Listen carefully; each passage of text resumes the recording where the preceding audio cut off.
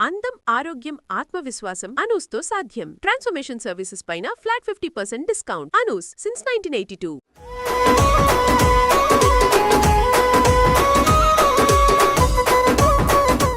Anu's skin and hair clinic సమర్పించు Sankranti special episodes కి స్వాగతం. నమస్తే రమగారు. నమస్తే జయ. కనుమ ముక్కనుమ వీటికి సంబంధించి మనం మాట్లాడుకుందాం రమగారు.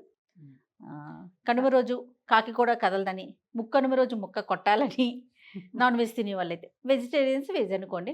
ఇట్లా మనం ఎప్పుడు ప్రతి సంవత్సరం మాట్లాడుకుంటూనే ఉంటాము. పదే పదే మనం చెప్పిన విషయాన్ని ఎందుకు చెప్పుకుంటామంటే రమగారు, కొత్త జనరేషన్కి ఎవరైతే వస్తున్నారో నెక్స్ట్ తరానికి అందాలి కదా. అంటే ప్రతి సంవత్సరం అదే పండుగ చేసుకుంటాంగా, అదే కానీ అవే మాటలు అదే మాట్లాడుకుంటాం. మన పండగని మార్చలేము, మన సాంప్రదాయాన్ని మార్చలేము, కానీ విషయాన్ని అయితే ప్రజల్లోకి తీసుకెళ్లాలని కదా ఉద్దేశం. సో కనుమ ముక్కనుమ వీటి గురించి ఒకసారి అండి. సంక్రమణం మరుసటి రోజుని కనుమ అంటారు. ఈ కనుమల్లో కొన్ని చేయకూడదని నియమం ఉంటుంది జయ. కనుమ నాడు కాకైనా కదలదు, కాకైనా కడగదు అంటారు. భోగి నాడు తలంటి పోసుకుని సంక్రమణం నాడు తలంటుకోమను. అవును. కనుమ నాడు తల అంటుకోకూడదు, తలస్నానం చేయకూడదు, ఒక నియమం అది. దాంతోపాటుగా కదలదు అంటే ప్రయాణం చేయకూడదని ఒక నియమం చెప్తారు. ఈ కనుమల గురించి ఒక ప్రత్యేకమైన విషయం మళ్ళీ ఎప్పుడైనా చెప్పుకుందాం. పండగ గురించి చెప్తున్నాం కాబట్టి మిగిలిన విషయాలు నేను చెప్పట్లేదు. కనుమ నాడు ఊరు దాటకూడదు. పూర్వకాలం పద్ధతి ఎట్లా ఉండేది? పూర్వంలో పల్లెటూళ్ళు ఒక ఊరి నుంచి ఒక ఊరికి కాలినడకన వెళ్ళాలి. అవును. లేదా బళ్ళు అవి కట్టేవాళ్ళు. 2-3 ఊళ్ళకి మధ్యలో చిట్టడుగులు అవి ఉండేందుకు అవకాశం ఉండేది కదా. ఇలాంటప్పుడు ప్రయాణాలు చేయకూడదు, ఈ నడిచి వెళ్ళాలి, వెళ్ళాలి. కాబట్టి ఈ కనుమ పనికిరాదని ఒక నియమం ఇది వరకు ఉండేది. ఇప్పుడు బస్సులని, టికెట్లని, ఫ్లైట్లని, రైళ్ళని, ఆఫీసులని, మీటింగులు. అవునండి కదా. అందుకని ఏం చేస్తారు ఇప్పుడు జనం, పండగ నాడు సాయంకాలమే బ్యాగ్ తీసుకెళ్ళి పిన్నిగారింట్లో పెట్టి పిన్నింటి నుంచి వెళ్తారు, పక్కింటి నుంచి వెళ్తారు, నిర్గమనం పెట్టుకుంటారు, పరస్థానం అంటారు. పుట్టింటి నుంచి కదలకూడదనే నియమం. ఏ చోటు నుంచి కూడా మనం ఎక్కడికి వచ్చామో అక్కడి నుంచి కదలకూడదు. ఇలాంటిది అయితే అది ఆ రోజున పెట్టింది ఏమిటి? ప్రయాణించకూడదని. నువ్వు కనుమ రోజున బస్సులు కార్లు అవి ఇలా లైన్గా కనపడతాయి మనకి హైవేలో. మరి అదిగా చేయాలంటే ఇది ఎలా కుదురుతుంది కదా. కాలాన్ని బట్టి కొంచెం మార్చుకుంటాం, దీన్ని వదిలేద్దాం ఇక్కడే. పాత పద్ధతిని ఓ దండం పెట్టుకుని మనకి ఇదే అవకాశం ఉంది, అందుకని బ్యాగ్ ఎవరింట్లో ఉన్నా పెట్టి బ్యాగ్ పుచ్చుకుని వెళ్తున్నారు. అట్లాగే పెద్దవాళ్ళు ఎవరో ఒకళ్ళు చెప్తారు ఇట్లా చేయొచ్చు, ఏం కాదు అని. అయితే ఈ కనుమ నాడు మాంసాహారం ప్రత్యేకంగా చెప్పబడుతుంది. ఈ మాంసాహారం అంటే మాంసాహారం తినని వాళ్ళ పరిస్థితి ఏమిటి? అందుకని కనుమ నాడు గారెలు తినాలని చెప్తారు. కనుమ నాడు మినుము తినాలి అని. మాంసకృత్తులు ఎక్కువగా ఉండే పప్పు పదార్థం మినుము కాబట్టి అవును, కనుమ నాడే గారెలు వండుకుంటారు. అందరూ వండుకుని దాంతోపాటు వాళ్ళు చేసుకోగలిగే పదార్థాన్ని అవతల వాళ్ళు, వీళ్ళు తినగలిగే ఏ అల్ల పచ్చడిను యువతల వాళ్ళు చేసుకుంటారు. కనుమ నాడు గారె తినాలి. ఇప్పుడు కనుమకి దీనికి ఏం సంబంధం? సంక్రమణము దేనికి జరిగింది? సూర్యుడికి.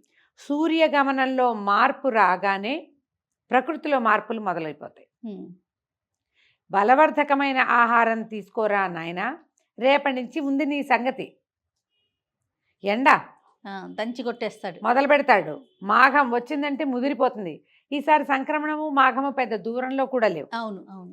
జనవరిలో రథసప్తమి వచ్చింది, ఈ మధ్యకాలంలో చూడలేం మనం, ఈసారి వచ్చేసింది. అవును, మాఘం కూడా వచ్చేస్తుంది. జనరల్గా పుష్యంలోనే సంక్రమణం కనపడుతుంది, పుష్యం మధ్యలోనే. అవును, ఇది చివరికి వచ్చేసింది, ఎండ పెరిగిపోతుంది. బలవర్ధకమైన ఆహారం తీసుకోండి అనేది ఒక నియమంగా మనకి అలవరిచి పెట్టారు. ఈ కనుమని పశువుల పండుగ అంటారు.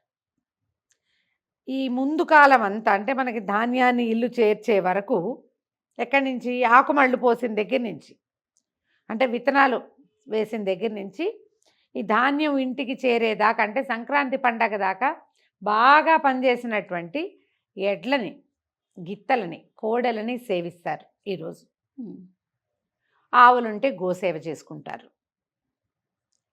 అన్ని పశువుల్ని శుభ్రంగా కడిగి పసుపు బొట్టు పెట్టి అలంకారం చేసి మెళ్ళో పువ్వులు వేసి, ఆవులనైతే ముఖానికి కాస్త పసుపు బొట్టు పెట్టుకుని, ఎడ్లను కూడా బసవయ్యలను కూడా అలాగే చేస్తారు.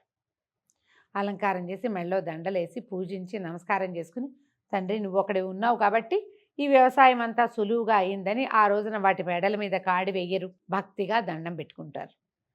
వీటికి చక్కగా మినుములు నానబెట్టి, పెసలు నానబెట్టి, ఉలవలు ఉడకబెట్టి, జొన్నలు దంచి ఇట్లా రకరకాల ఆహార పదార్థాలు పెడతారు. పాలేళ్ళకి అందరికీ ఇంచుమించుగా సాయంకాలాలు సెలవులు ఇచ్చేస్తారు. విశేషంగా పశువుల పండగగా జరుపుకుంటారు. ఎందుకంటే ఈ పశువులు ఉండటం వల్లే వ్యవసాయం సులువుగా జరుగుతుంది కాబట్టి. ఇది వరకు పశువులతోటే వ్యవసాయం. మాకు ఎన్ని జతల ఎడ్లు ఉండేవో, రామారావు, నాగేశ్వరరావు, రాముడు, భీముడు పేర్లుండేవి. చందు, కన్నా, చందు అలా ఉండేవి. ఇప్పుడు వ్యవసాయానికి ఎడ్ల అవసరమైన జనం తక్కువ ఉన్నారు. ఇప్పటికీ మనం ఈ కొన్ని రాష్ట్రాల్లో అయితే ఎడ్ల బళ్ళ స్లోగా నడుస్తూ కనపడతాయి. మన వైపు అసలు ఎడ్ల బళ్ళనే చూడాలా మనం. అవునండి. బందర్ వెళ్తుంటే హైదరాబాద్లో బస్ ఎక్కి పొద్దున్నే ఈ చెరుకు ఫ్యాక్టరీకి చెరుకుకి తీసుకెళ్లే బళ్ళన్నీ ఎడ్ల బళ్ళే ఉండేవి. తర్వాత ట్రాక్టర్లు వచ్చాయి, లారీలు వచ్చాయి. ఇప్పుడు అంతా చూడు, విత్తనాలు వేయటానికి మెషిన్లే, వరి కట్ చేయటానికి మెషిన్లే, ధాన్యం ఆడడానికి అన్నిటికీ మెషిన్లు వచ్చేసి. అవునవును. ఇదివరకు ఈ పశువుల మీదే ఆధారపడి వ్యవసాయం ఉండేది మనకి. అందుకని ఇది పశువుల పండగగా విశేషంగా ఇది వరకు చేసేవాళ్ళు. దీంతో పాటు ఏం చేసేవాళ్ళు, ఏమైనా వచ్చిన వాళ్ళకి దానాలు చేసుకోవటం, ఒడ్లు దానం చేయటం, పంచటం, తెలిసిన వాళ్ళకి ఒడ్లు పంపించుకోవటం, తర్వాత ఒడ్లు చక్కగా చిన్న చిన్న కుచ్చులుగా కట్టి అక్కడ ఇక్కడ పక్షులకి ఆహారం ఇవ్వటం. పిచ్చుకలు అవి విశేషంగా తిరుగుతాయి జయ. లాస్ట్ ఇయర్ అంతా నేను ట్రై చేసి అవలా, కానీ ఈ ఏడాది మాకు కూడా బాగా పిచ్చుకలు, రాబిన్స్, బుజ్జి ఒక 15-20 పెట్టెలు వస్తున్నాయి బియ్యం తినడానికి మాకు. ఒక వడ్ల కుచ్చు తీసుకొచ్చి కట్టాలని అనుకుంటున్నాను. అలవాటు అయింది కదా, ఈసారి పండగప్పుడు ఎవరైనా పంపిస్తే అదొకటి కట్టుకోవాలి. ఈ పశువులకి, పక్షులకి ఇవన్నీ కూడా పర్యావరణానికి మంచివి. పర్యావరణం బాగుంటేనే, పశు సంపద బాగుంటేనే వ్యవసాయం బాగుంటుంది. వ్యవసాయం బాగుంటేనే రైతు బాగుంటాడు, రైతు బాగుంటేనే దేశం బాగుంటుంది. ఖచ్చితంగా. ఈ పండగని ప్రత్యేకంగా దీనికోసం నిర్ధారించి పెట్టారు. కొన్ని చోట్ల పాయసం ఉండి కూడా ఎడ్లకి తినిపిస్తారు. ఎక్కువ పెట్టరు, కొద్దిగా పెడతారు, బెల్లం పెడతారు. వాటి ఆరోగ్యానికి అవకాశం ఉన్న అవసరమైనవన్నీ పెడతారు. ఈ పండగలకి అరటిపళ్ళ గెలలు తగిలిస్తారు తాంబూలాలు ఇవ్వడానికి. అరటిపళ్ళవన్నీ పిల్లలు అరటిపండు తింటుండా తొక్కలు తీసుకెళ్ళి వాటికి అందిస్తుండా. కొన్ని అరటిపళ్ళు కూడా చిట్టివి పొట్టివి 2 ఇచ్చారనుకో, ఒకటి ఆవుకో దూడకో పెట్టేస్తుంటారు. అలా చేసేవాళ్ళం మేము. నాకు ఎక్కడైనా రోడ్డు మీద కనపడితే, ఆవు కనపడిందంటే అరటిపళ్ళు కొనుక్కుంటాను నేను. ఏదో ఒకటి వాటిని అట్లా సేవించుకోవాలనే ఒక దృక్పథము మన లోపల ఉండటం. వీటి వల్ల మన మనుగడ ప్రశాంతంగా నడుస్తుంది. వాటితో సహజీవనం చేసేవాళ్ళం ఇదివరకు. అవునండి. ఆ ఆలోచనతో ఈ పండగని ఇలా చేసుకుంటాం. ఈ రోజున ఈ కనుమ నాడు గారెలు వండుకోవటము, తర్వాత ఈ పశువుల పండగ చేసుకోవటము, పశువుల పోటీలు కూడా పెడతారు. ఎడ్ల పందాలు పెట్టేవాళ్ళు ఇదివరకు. కొన్ని ప్రాంతాల్లో ఇప్పటికీ ఉన్నాయి. సరే, కోడి పందాలు లాంటి వ్యవహారం కూడా ఒకటి కనపడుతుంది. ఇది కొన్ని ప్రాంతాల్లో డబ్బున్న వారి ఆటగా కూడా పరిణమించి ఉంటుంది. వారి వారి ఛాయిస్ ప్రకారము. ఇందులో ఏంటంటే డబ్బు, పందాలు అంటే గ్యాంబ్లింగ్ లాంటిది. తర్వాత జీవహింస ఇప్పుడు మీరు మానేస్తే మాత్రం కోళ్ళు తినకుండా ఎందుకుంటారు? అంతేగా, ఆహారంగా ఉన్నాయి కదా అవి. ఈ పోటీ పెట్టడంలో జీవహింస కనపడుతోంది, కానీ అవి ఎలాగూ ఎప్పటి నుంచో పురాతన కాలం నుంచి ఆహారమే. ఇప్పుడు అవి ఆహారంగానే ఉన్నాయి. ఇందులో జరిగేటువంటి ఈ పోటీ ప్రక్రియ, ఈ పై పందాలు, డబ్బు గ్యాంబ్లింగ్ వల్ల ప్రభుత్వం వ్యతిరేకిస్తోంది. కానీ ఆటగా అయితే మా చిన్నప్పుడు కూడా మాకు పాలేళ్ళు కోడి పందాలు ఆడేవాళ్ళు. ఏదో పావలాలు 10 పైసలు ఉండేవి. ఇప్పుడు లక్షల్లో వచ్చింది అది. అవునండి. సరే, ఇక దాన్ని పక్కన పెడితే దానికోసమే ఊళ్ళో వెళ్తున్న వాళ్ళు బోళ్ళంత మంది ఉంటారు. అది ఎలాగూ నడుస్తూ ఉంటుంది. దాన్ని వదిలిపెట్టేయండి. కనుమ నాడు చక్కగా వండుకుని తింటాం, స్నేహితులకి చక్కగా భోజనం పెట్టడం. ఈ కనుమ పండగ నాడు రథం ముగ్గేసుకుంటాం వాకిళ్ళలో. మనము ధను సంక్రమణం నాడు మొదలుపెట్టిన పీటల ముగ్గుల్ని సంక్రాంతి పండగతోటి ఆపేసి కనుమ నాడు రథం ముగ్గేస్తారు. ఈ రథం మీద బలిచక్రవర్తి భూలోకంలోకి వస్తాడని, పాడి పంటలతోటి సస్యశ్యామలంగా ఉన్నటువంటి భూమిని అందరినీ చూసి మళ్ళీ పాతాళ ప్రవేశం చేస్తాడని చెప్తారు. అందుకని వాకిళ్ళు శుభ్రంగా ఉంచాలి. పండగ అయిపోయిందని మానేయకూడదు. ఈ రోజున రథం వేసి తూర్పు నుంచి పడమరకి ప్రయాణిస్తున్నట్టుగా రథాన్ని తాడుని వేసి, ఈ తాడుని అందిపుచ్చుకుని పక్క వాళ్ళ తాడు, పక్క వాళ్ళ రథం, దాన్ని అందిపుచ్చుకుని ఆ పక్క వాళ్ళ రథం చొప్పున ఇల్లన్నిటికీ రథాల ముగ్గులు వేస్తే ఈ రథం ఎక్కి ఆ రథం దిగుతూ బలిచక్రవర్తి ఒకప్పుడు భూసామ్రాజ్యానికి చక్రవర్తి అయినటువంటి ఆయన వచ్చి మనని ఆశీర్వదిస్తాడు. మన పంటలు మరింతగా పండేలాగా ఆయన ఆశీర్వాదం మనకి లభిస్తుంది. కాబట్టి మన ప్రాంతం అంతా రథం ముగ్గేస్తారు. అంటే బలిచక్రవర్తి మనకే వస్తాడు. మరి బీహార్లో, మహారాష్ట్రలో వాళ్ళంతా ఏం చేస్తారంటే వాళ్ళ వాళ్ళ విధానాన్ని వాళ్ళు అవలంబిస్తారు. అంతే. మంది మనం చేస్తాం కదా. ఈ బలిచక్రవర్తి ఈ రోజున కుక్కల్ని కానీ, కోతుల్ని కానీ, కోళ్ళని కానీ అదిలించకూడదు, అదిలించద్దు. ఆహారం బాగా ఇవ్వాలి. అన్నీ మన చుట్టుపక్కల ఉండేటువంటి పక్షులు, శునకాలు, మార్జాలాలు ఒకవేళ ఉంటే, కోళ్ళు, తర్వాత ఏమో ఎడ్లు, ఆవులు, గేదెలు, దూడలు అన్నిటికీ సమృద్ధిగా ఆహారం ఇచ్చి అవి ఆకలితో అలమటించి అరిచేలాంటి పరిస్థితిని కల్పించకూడదు. శుభ్రంగా పెట్టడము, నీళ్లు పెట్టడము.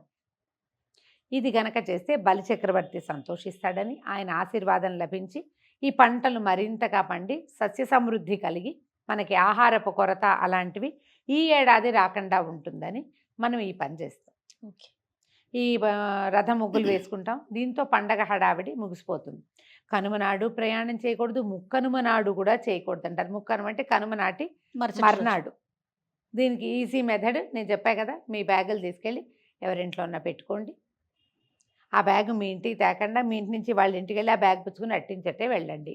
వెళ్ళలేకపోయిన పరిస్థితులు మరి ఒప్పవు కాబట్టి, అవకాశం లేదు, ఏదేం అక్కర్లేదు మనకి, హాయిగా ఉండండి ఇంకో 2 రోజులు ఊళ్ళోనే హ్యాపీగా. పండగ హడావిడంతా ముగిసాక అప్పసలు, అరిసెలు అవి ఇవి ప్యాక్ చేసుకుని ఇంటి దారి పెడితే సరిపోతుంది. రైట్ రాము గారు, నమస్తే. నమస్తే.